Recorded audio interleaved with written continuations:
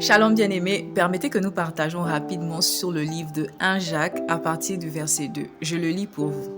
Mes frères, regardez comme un sujet de joie complète les diverses épreuves auxquelles vous pouvez être exposés, sachant que l'épreuve de votre foi produit la patience.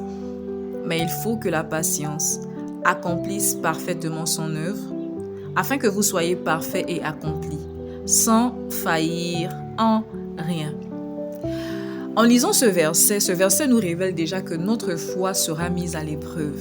Notre foi sera éprouvée en tant qu'enfant de Dieu. Nous serons éprouvés. Voilà ce que la Bible nous recommande. La Bible nous recommande, nous allons le lire dans la parole, la Bible nous recommande de regarder ces épreuves, ces tribulations comme un sujet de joie. Alors, toutes les fois où notre foi sera éprouvée, toutes les fois où ta foi sera éprouvée, vois cela comme un sujet de joie.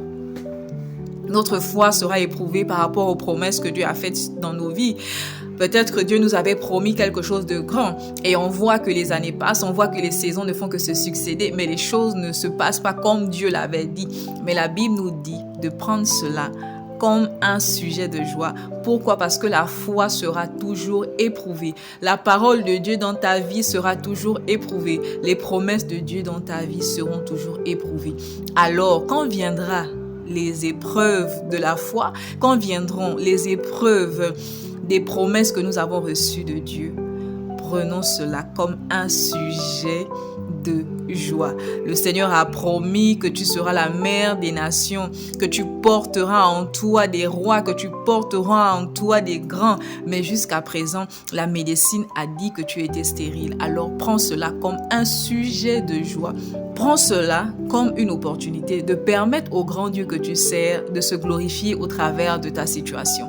Plus la situation sera difficile, plus tes promesses seront éprouvées, aussi plus grande sera la force et la main de Dieu sur ta vie. Alors, bien-aimé, que cette tribulation ne te fasse pas oublier que Dieu est avec toi, ne te fasse pas perdre la foi, mais qu'elle soit là pour te fortifier, que cette tribulation ne te fasse pas douter de la présence de Dieu dans ta vie. La Bible est claire, ces tribulations viendront. La Bible est claire, ta foi sera éprouvée.